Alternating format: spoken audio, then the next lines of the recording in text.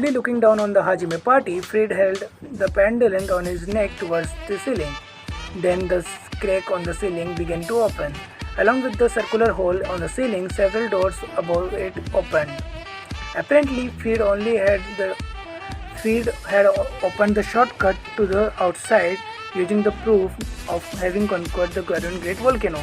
For the last time, Fred glared at the Hajime party and then turned on his heels along with the White Dragon, disappearing into the passage in the ceiling. With the surrounding magma rampaging like a sea influenced by a hurricane, the number of spouted magma pillars kept increasing. The magma began to swallow the edges of the foothold where Hajime parties were, with the spectacle worthy to be called the end of the world. अब जो है जो freed है वो हाजिमे party के ऊपर मतलब बिल्कुल कोल्ड आइस से देखता है। हाजिमे अपने फ्रीड जो है वो एक पेंडेंट निकालता है अपनी नेक में से और उसको ऊपर की तरफ करके हुए जो सीलिंग की तरफ करता है, जिससे कि सीलिंग में क्रैक करके एक पैसेज ओपन हो जाता है। ये एक पेंडेंट एक प्रूफ है कि जो फ्रीड है उसने इस ग्रेट वोल्केनो को कन्क्वर कर लिया है और उसने जो सीक्रेट पैसेज उसको ओपन कर देता है और वहाँ से फ्लू हाजिमे पार्टी को लास्ट टाइम देख के वो उसमें गायब हो जाता है वाइट ड्रैगन्स के साथ। इसी समय जो है जो सराउंडिंग मैग्मा है वो रैम्पेज पे जाता जा रहा है और बहुत सारे पिलर्स मैग्मा के बनते जा रहे हैं और जिस फुटहॉल्ड पे हाजिमे पार्टी खड़ी है उस पर मतलब उसके ऊपर आता जा रहा है, जो है मैग्मा उस पर चढ़ता जा रहा है। और ऐसा लग रहा था कि मतलब ये स्पेक्टिकल बिल्कुल ऐसा था जैसे कि वर्ल्ड एंड होने वाला है। In a short while, Hajime closed his eyes and was thinking of something. Having decided on something, he stood up despite his injury. Immediately, the Ash Dragons left behind by Fred and the White Dragon began to simultaneously fire small beams. They seemed to want to kill Hajime party here by all means. थोड़ी देर बाद हाजिमे जो है अपनी eyes को बंद कर लेता है और कुछ चीज़ को सोचता है। हाजिमे कुछ चीज़ पर डिसाइड करता है और उसकी बॉडी पे इंजरीज होने के बाद भी वो जैसे तैसे खड़ा हो जाता है। उसी समय जो ऐश ड्रैगन है जो कि पीछे छोड़ दिए जाते हैं और जो वाइट ड्रैगन है मतलब फ्रीड और वाइट ड्रैगन ने जो कुछ ऐश ड्रैगन को पीछे छोड़े होते हैं वो अपने अटैक को चालू कर देते हैं। ऐसा लगता है कि वो किसी भी हालत में हाजिमे पार्टी को मारना चाहते हैं। While Yue was intercepting the small beam attack using absolute calamity, Hajime put his hand on the treasure box. Then he put his hand onto the hard dragon scale covering the Tio's chest, who was firing the breath towards the ash dragon overhead to make her face him. Tio, listen. Take this and you alone must escape from that ceiling to the outside. For a moment, Tio was blinking, not understanding what was said. Then she realized in the next moment and raised the voice which mixed with sadness and anger. Hajime's words were as if telling her to let herself survive, casting him and other two away. अब UA जो है जो intercept कर रही थी small beams का absolute calamity से और हाजिमे जो है अपने हैंड को ट्रेजर बॉक्स पे रखता है और फिर अपने हैंड को जो है जो टियो के स्केल्स उन पे रखता है और टियो को मतलब जैसे तैसे अपनी उसकी तरफ देखने पे मजबूर करता है। टियो इस पूरे टाइम पे जो है इंटरसेप्ट कर रही थी बीम्स को, लेकिन क्योंकि उसने उसको टच करा उसके स्केल्स को टच किया तो उसको देखती है और वो बोलता है टियो सुनो, इसको लो और तुम्हें यहाँ से निकलना पड़ेगा, एस्केप करना ही पड़ेगा। थोड़ी देर के लिए टियो केवल अपनी आंखें झपकाती है क्योंकि उसको समझ में नहीं आता कि क्या कहा गया है, मगर कुछ थोड़ी देर बाद वो समझ पाती है कि उसको उससे कहा क्या गया और वो गुस्से दुखी भी हो जाती है और गुस्सा भी हो जाती है। हाजिमे वो क्या बोल रहा था वो ये था कि मतलब उसको जैसे खुद को अपने आप को बचाना चाहिए और उसको और बाकी दोनों को छोड़ देना चाहिए यहाँ पे। Master, Is this one is not worthy of spending the last time with thee? Art thou discarding this one? This one? It's not it. That's not it, Tio. I will say it just once because there's not much time left. I'm not giving up on anything at all. I will get the Age of Gods magic and I will someday beat that bastard. Also, I am going to fulfill my promise to bring back the Seeing Stone. However, it is impossible to do it alone. That's why I want you to lend me your power. If it's not you, it is impossible to break through everything and return to Enkidu. Please, Tio. टियो बोलती है कि क्या मैं work नहीं करती कि आपके साथ अपने लास्ट मोमेंट ले सकूं? तो हाजिमे बोलता है कि ऐसा नहीं है, मैं किसी चीज़ पे गिव अप नहीं कर रहा हूँ। मैं एज ऑफ गॉड्स मैजिक लूँगा और इस बास्टर्ड को निपटाऊँगा।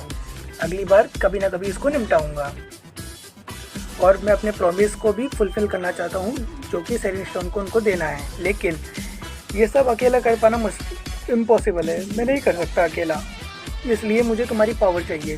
प्लीज़ मुझे तुम्हारी अपनी पावर लैंड करो। तुम्हारे बिना ये इम्पॉसिबल है, यहाँ से मतलब कुछ भी कर पाना इम्पॉसिबल है। Hajime looked at the dragon-folded Tio with a serious gaze he has never looked at her with before. With his pride and arrogance, Hajime had said he would be able to do anything by himself, but he relied on her. Expressing he needed Tio's cooperation to accomplish his wishes and to overcome all the difficulties, he said he needed Tio's power. There was neither a trace of him giving up, trying to sacrifice himself, nor was excluding Tio's at all. हाजिमे ने dragon folded टियो की तरफ देखा, वो भी serious gauge के साथ अपनी प्राइड और एरोगेंस को त्याग के या फिर यूँ कह सकते हैं नज़रअंदाज करते हुए उसने बोला कि वो कुछ भी कर सकता है। अगर वैसे तो नॉर्मली कुछ भी कर सकता है, लेकिन अभी वो उसकी पावर के ऊपर रिलाय था।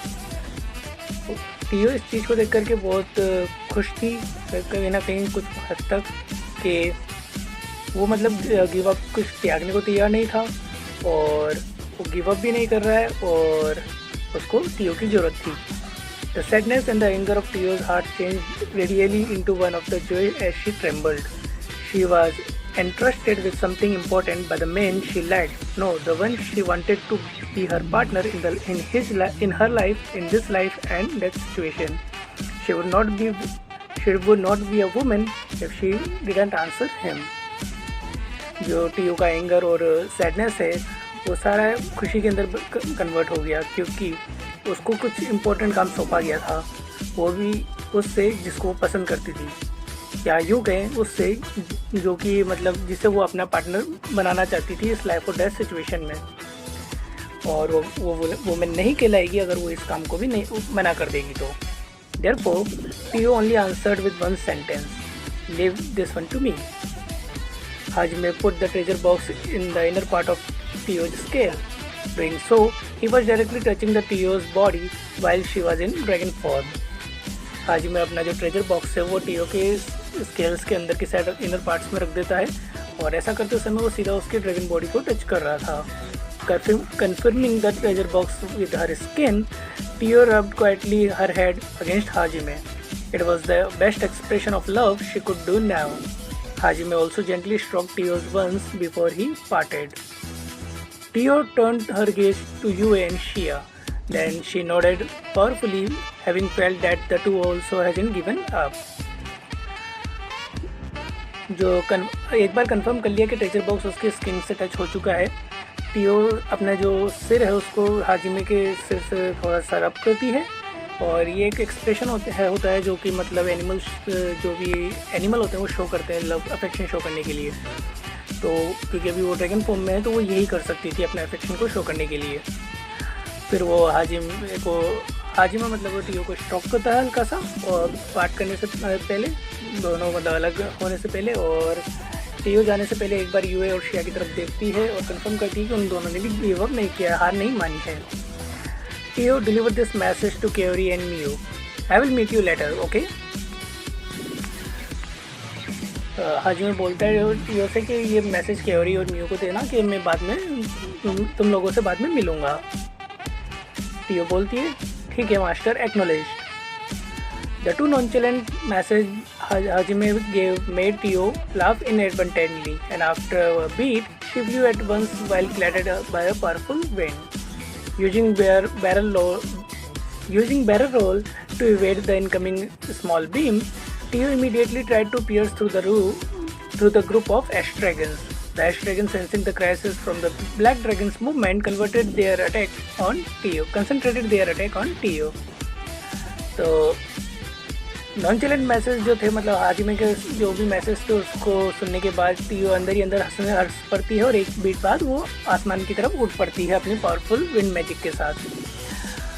अपने बैरल रोल को मतलब इवेट करते हुए एश ड्रैगन के साथ जितने भी अटैक्स थे उसको इवेट करते हुए वो एश ड्रैगन की तरफ आती है। एश ड्रैगन उसको आते देख अपने जितना भी अटैक है उसको पूरा मतलब टीओ की तरफ कंसंट्रेट कर देते हैं। The rushing small beam were counterbalanced by the टीओ's breath, but it wasn't easy because the beams keep coming one after another. However, the moment the balance about to collapse, a beam gushed out from below and blew the ash dragons that was attacking Tio.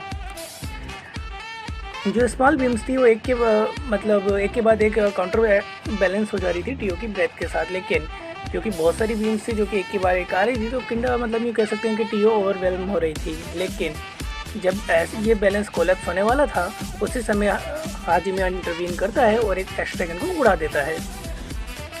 It was the small beam compressed and fired at the by UA's absolute calamity. In addition, the exploding slug bullets were fired and the shock wave blew the ash dragon away.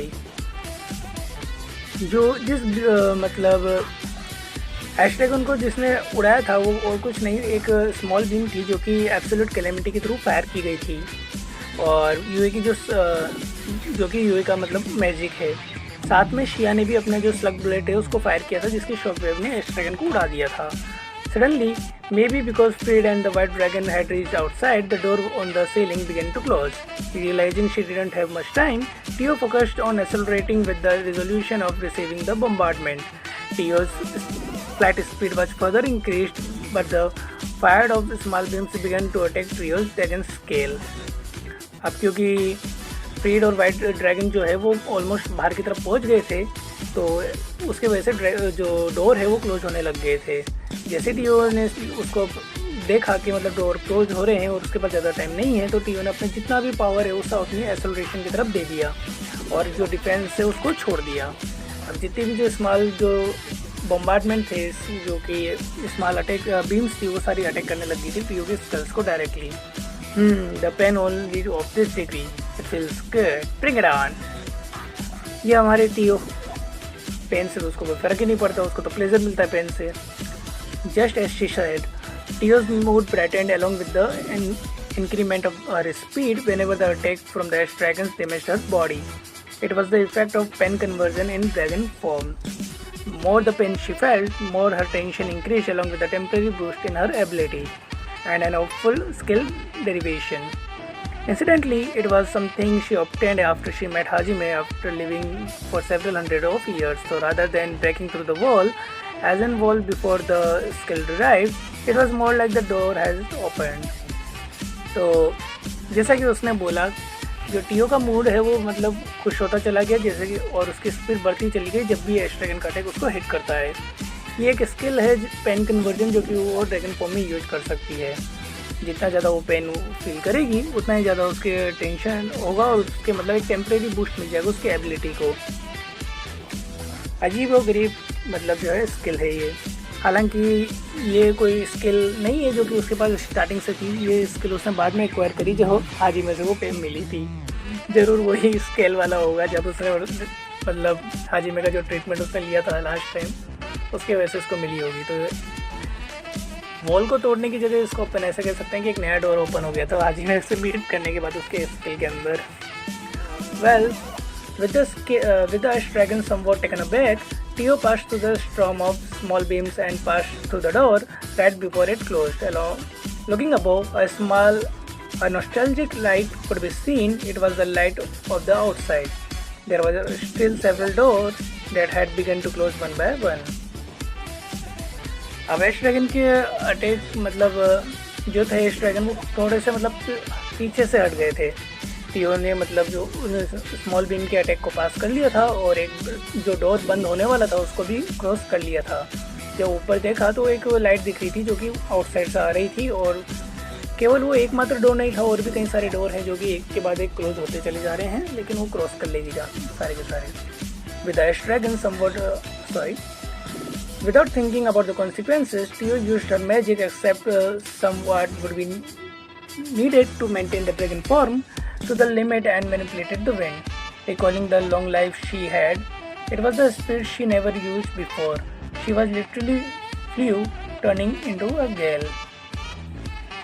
अब बिना कुछ सोचे मतलब क्या होगा आगे या क्या ना होगा, इसके बिना चिंता किए टियो ने मतलब अपना पूरा मैजिक को मतलब अपने स्पीड के अंदर यूज कर लिया। हाँ, थोड़ा बहुत उसने बचा के रखा ताकि वो अपने ड्रैगन फॉर्म को मेंटेन कर सके लिमिट तक, और बाकी उसने पूरा मतलब अपनी स्पीड के ऊपर यूज किया।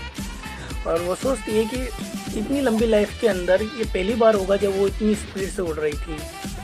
मतलब वो वाकई में बहुत ज़्यादा तेज़ उड़ रही थी। अगर जब एनिमे एडेप्टेशन बनेगा इसका तब बहुत मज़ा आएगा देखने में।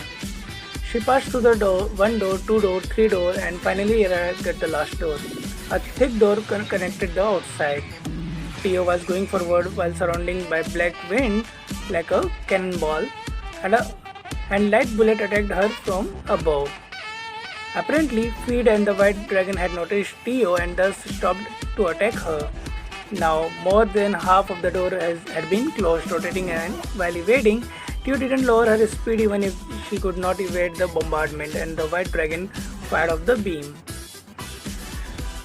टियो पास कर देती है मतलब क्रॉस कर लेती है एक डोर को, 2 डोर को, 3 डोर को, और फाइनली मतलब लास्ट डोर के पास आ ही जाती है, मतलब जो कि आउटसाइड से कनेक्ट होता है। टियो अपनी जो है आगे की तरफ बढ़ रही थी ब्लैक विंड को यूज करते हुए कैनन बॉल की तरह, तभी एक उसको बुलेट आके हिट करती है ऊपर की तरफ से। थोड़ी ही देर बाद मतलब यूँ कह सकते हैं कि मतलब फ्रेड और जो वाइट ड्रैगन है उन्होंने नोटिस कर लिया था टियो को आते हुए, और वो रुक गए थे उसको रोकने के लिए। अब तक उसने बहुत सारे आधे से ज़्यादा डोर क्रॉस कर लिए थे। रोटेट करते हुए वो इवेट करने की कोशिश करती है, लेकिन वो अपनी स्पीड को बिल्कुल भी कम नहीं करती है। वो अपनी स्पीड मेंटेन रखती है और कोशिश करती है कि मतलब वो इवेट कर सके उस बॉम्बार्डमेंट को, लेकिन कुछ बहुत से ऐसे थे जो अवॉइड नहीं कर पाई और वो हिट किए उसको, और वाइट ड्रैगन जो है अपनी बीम को फायर करता है। Exhausted of its magic power, Beam didn't have the force it had in the beginning. It was only half of its usual power at best. However, the damage if Tio was hit by it would simply surpass the one she had received from the small beams. Furthermore, her speed would fall if she evaded to or intercepted. If so, she might not make it in time before the door closed. अब क्योंकि उसका magic power भी काफ़ी ज़्यादा exhaust हो चुका है, तो जो वाइट ड्रैगन था उसके जो बीम का फोर्स था वो उतना नहीं था जितना कि स्टार्टिंग में था, फाइट की स्टार्टिंग में था। ये कह सकते हैं कि वो आधा था उसके अपनी यूजुअल पावर का। लेकिन जो डैमेज है अगर वो उससे हिट किया, अगर वाइट ड्रैगन की बीम से उसने हिट किया तो मतलब वो सिंपली मतलब काफ़ी ज़्यादा होगा, स्मॉल बीम के कंपेरेटिवली बहुत ज़्यादा डैमेज होगा इससे। तो वो इवेट भी नहीं कर सकती, क्योंकि अगर इवेट करने की कोशिश की तो स्पीड डिक्रीज़ हो जाएगी, और इंटरसेप्ट करके न करा तो भी स्पीड डिक्रीज हो जाएगी, तो और फिर वो मतलब डोर को क्रॉस नहीं कर पाएगी टाइम पे। Tio steeled herself and she further raised her speed using pain conversion right after the bombardment of the light bullets. तो टियो ने अपने आप को स्ट्रॉन्ग बनाते हुए अपनी स्पीड को और इंक्रीज किया पेन कन्वर्जन को यूज करते हुए, जब बम्बार्डमेंट को लाइट बुलेट की जो बम्बार्डमेंट है उसने हिट किया। And at that time, several shadows passed through the Tio's side, appearing in between Tio and the incoming beam. There were things Tio knew just by seeing. The floating cross, all-ranged weapons, Hajime crossbeds. They had followed right behind Tio.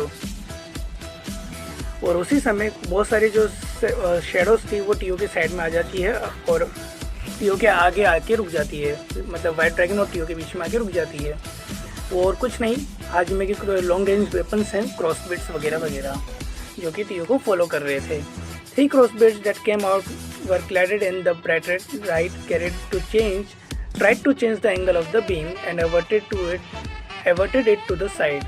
Although they were destroyed one after another by the force of the beam, they had interrupted the beam and protected Tio. Furthermore, another 4 crossbits flew to the Tio's side to protect her.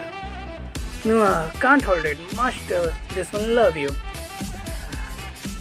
तो 3 क्रॉसबिट थे जो कि मतलब red light से क्या मतलब cover हो रखे थे, और वो कोशिश करते हैं कि डिफ्लेक्ट करने की, जो वाइट बीम आ रही है उसको डिफ्लेक्ट करने की कोशिश करते हैं, और उस प्रोसेस में वो डिस्ट्रॉय भी हो जाते हैं, लेकिन वो अपना काम कर देते हैं।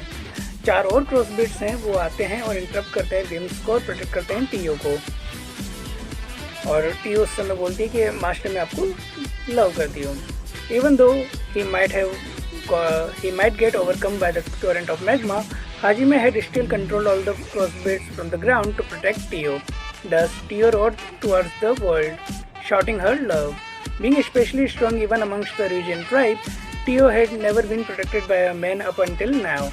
It was always her who did the protection. That's why. The fact that she was protected during such an extremely difficult situation made her exploded in joy from the sensation she had never felt before.